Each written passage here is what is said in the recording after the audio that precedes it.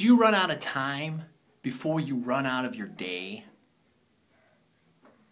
That seems to be a problem with, I would say, at least 90% of the audience I speak to. And every day here at lost1million.com, we talk about getting what you want. And we do that through growing your bank account, living your passion, and maximizing your time. And we call that the have it all circle.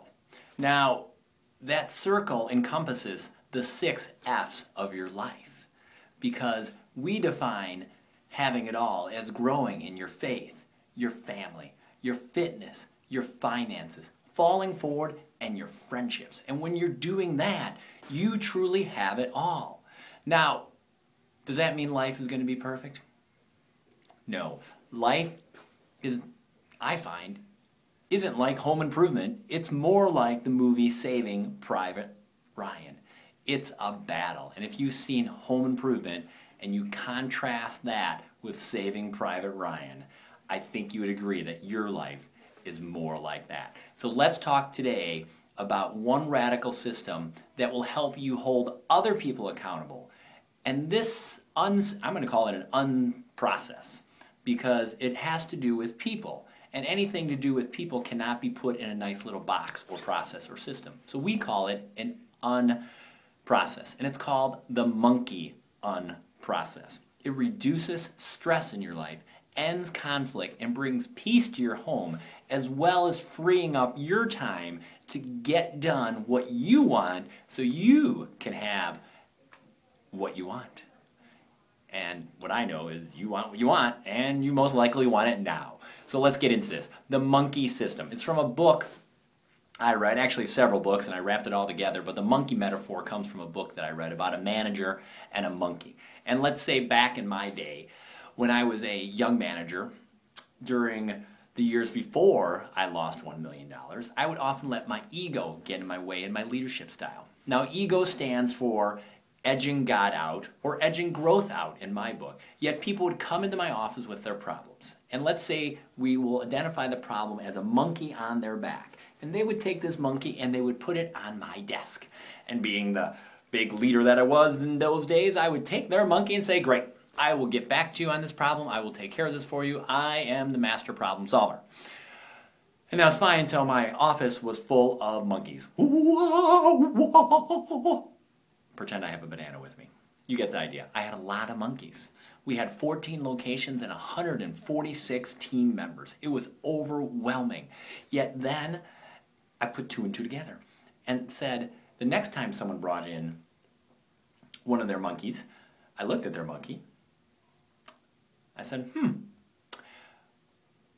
you say we have a problem? What's the problem? And I would use the words, what's the problem, to those people that are more direct on my team. The domineering ones, the lions you call them, those take charge people, or the detail-orientated beaver types.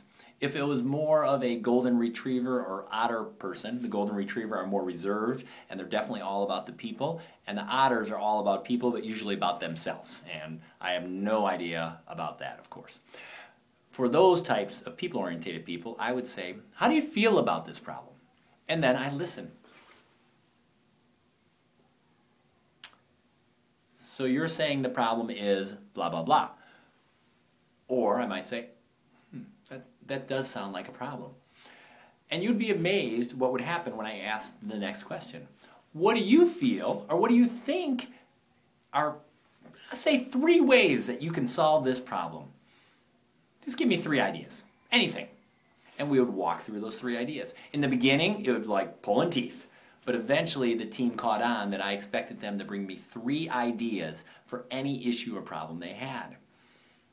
And I would listen to them. A lot of times, they would come with ideas I wouldn't even think of.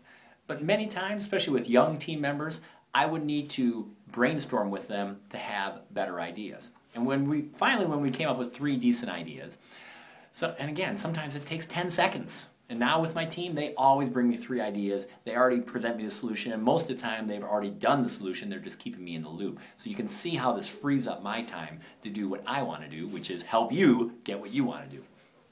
Anyways, you ask, what one idea would you be willing to implement yourself to take care of this problem. And then you're silent. You wait, and you let them come up with an idea that they can do to take care of the problem. You ask them, when could I expect you to take care of this problem? If that fits your timeline, send them off on their way. If it doesn't fit your timeline, of course, you can give them a deadline. And also ask them possibly to let you know when they do fix the problem or implement their solutions, so that way you can follow up with them. Because follow-up is a key element of delegation or getting monkeys off your back. And then once you decide on the one course of action, you let them take their monkey out of the office and you send them on their way. And again, this unsystem absolutely works. Again, in the beginning, you're going to get some weird looks from your team. They might even get frustrated the first time you ask them and walk out of your office with their problem and no solutions. But they'll start to learn quickly that they need to take care of their own issues. Empowering your team, or even this could be done with your husband or wife or your partner or even your children.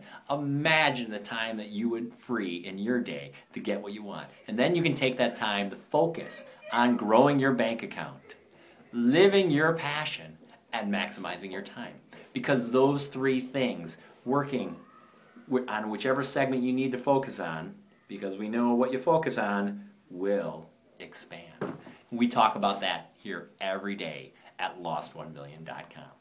How to get you what you want, because what we know is you want what you want and you want it when you want it. So let's get that done. I know you're going to kill it today in many different ways.